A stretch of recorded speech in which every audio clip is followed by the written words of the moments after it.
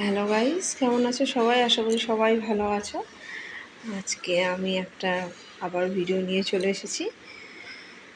তো আমি প্রত্যেকদিন আসতে পারি না তোমাদের জন্য ভিডিও নিয়ে। এর জন্য আমি তোমাদের কাছে সবার কাছে আগে থেকেই সরি বলছি। আজকে আমি রান্নার রেসিপি তোমাদের সঙ্গে শেয়ার করতে চাচ্ছি। এই যে বাজার থেকে আম আনা হয়েছে আজকে, এই আমগুলা। আর এইদিকে মা আমার বাজারে গিয়েছিল বলে দুটো কফি কাপ এনেছে। আমার কাপটা অ্যাকচুয়ালি ভেঙে গেছে, এর জন্য।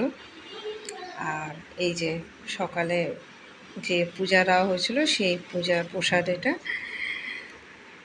আমি প্রসাদ দেওয়া হয়েছে, যেহেতু আম আনা হয়েছিল কালকে বাজারের থেকে, মা আমও এনেছিল, এর জন্য। এইদিকে এরকম আমার কাঁঠাল কাটা কমপ্লিট। এখন আমি কাঁঠালগুলোকে ধুয়ে নিচ্ছি, যেহেতু আজকে কাঁঠালের সবজি হবে। কড়াইটাকে ভালো করে আগে গরম করে নিয়েছি, তারপরে যে আস্তে আস্তে করে সম্পূর্ণ কাঁঠাল দিয়ে দিচ্ছি। তোমরা সবাই এক একজন এক এক রকমভাবে করো, জানি না কে কেমন করে করো, কিন্তু আমি তো এরকম করেই করি। তো তোমরা যদি আমার রেসিপি ভালো লাগে তো আমার মতো করে দেখতে পারো, আশা করি খারাপ লাগবে না। কারণ কি এরকম করে সাধারণত করে এসেছে দেখেছি মারা, বা আমার বাড়ি যারা যারা বড়রা আছে তারা।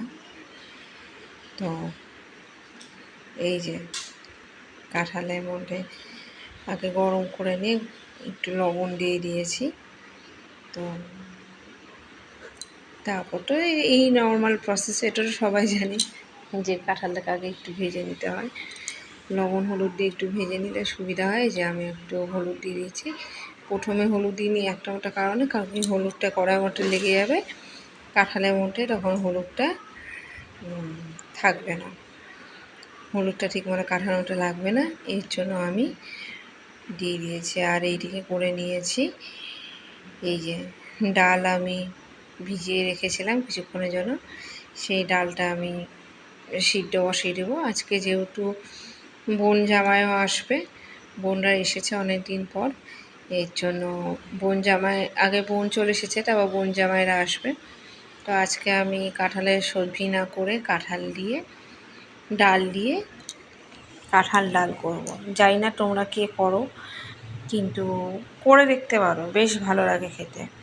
এইদিকে আমি করলা ভাজা করব যেহেতু, এই জন্য করলা কেটে নিচ্ছি। এখন বেশিরভাগ টাইমে তো অনেকে বটি দিয়ে কাটে, কিন্তু আমি বটি দিয়ে না কেটে চপিং বোর্ডে কাটটা আমার বেশি ভালো লাগে, আর আমি কমফোর্টেবল ফিল করি বেশি।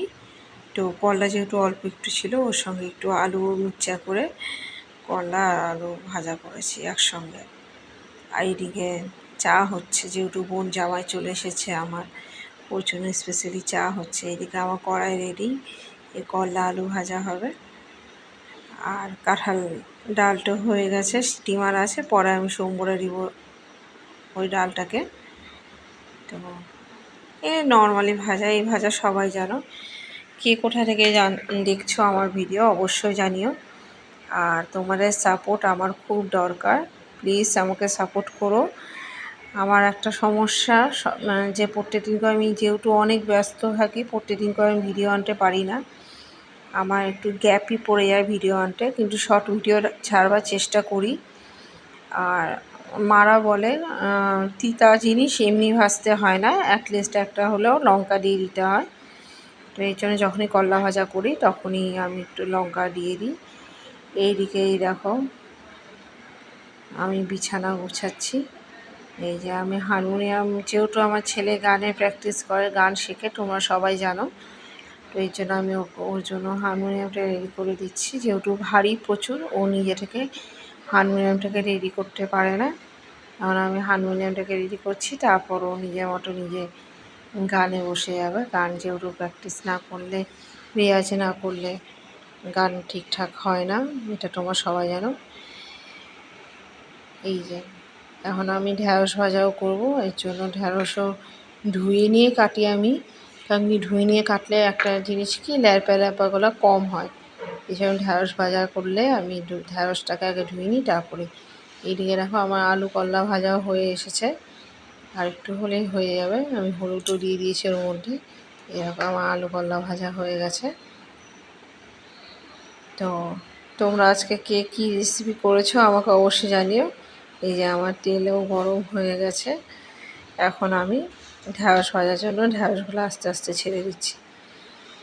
কে কেমন করে কী রান্না করো জানিও।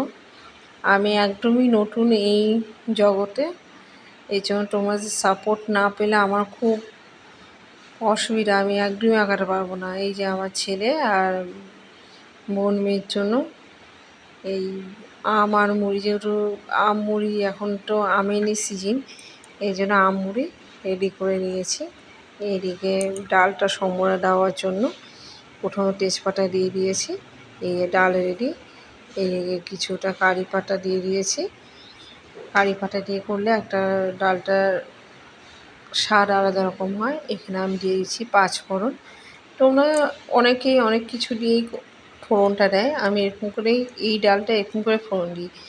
আর দিয়ে দিলাম 2-3টে কাঁচা লঙ্কা, অল্প একটু আদা বাটা, যেহেতু কাঁঠাল হবে এর জন্যই অল্প একটু হলুদ। এরপর আস্তে আস্তে করে ডালটাকে ছেড়ে দেবো। এই ডালটা খেতে আমরা কাঁঠালের তরকারিটা অনেক খাই, কিন্তু এরকম করে ডাল দিয়ে কাঁঠাল করে খেয়ে দেখবে, আশা করি ভালো লাগবে। আমার তো ভালোই লাগে, আমাদের বাড়িরও সবাই বেশ খেতে ভালোবাসে। এই যে এইদিকে আমার ঢ্যাঁড়স ভাজাও প্রায় হয়ে এসেছে, এই যে আমার ডালও হয়ে এসেছে। আর সবার শেষে আমার বাড়িতে একটা বানানো মশলা বানাই, জিরা ধনে সব কিছু দিয়ে একটা মশলা পিষে রাখি বাড়িতে, সেই মশলাটাই সবার শেষে আমি দিয়ে দিলাম। এদিকে মোটামুটি আমার ঢ্যাঁড়স ভাজাও কমপ্লিট। আর অনেক দিন পর যখন বোন বাড়িতে আসে তখন একটা আনন্দ আলাদা রকম জোয়ার থাকে, এই জন্য একটু আনন্দের মধ্যেই আছি। আর তার মধ্যে ছেলেরও আজকে স্কুল ছুটি, এর জন্য আর একটু বেশি আনন্দ যে ওকে নিয়ে আমাকে দৌড়াতে হবে না। এই দেখো আমার শসা রেডি, স্যালাড করা হবে। এই স্যালাডের সঙ্গে আমি করলা ভাজা দিয়ে আমি আগে খেতে দিয়ে দিয়েছি, বোনকেই খেতে দিয়েছি। এই শসা দিয়ে একটু কাসুন্দি দিয়ে মেখে দিয়েছি শসাটাকে, যাতে খেতে ভালো লাগে। আজকের মতো এখানেই ভিডিও শেষ করছি, চলো রাখছি।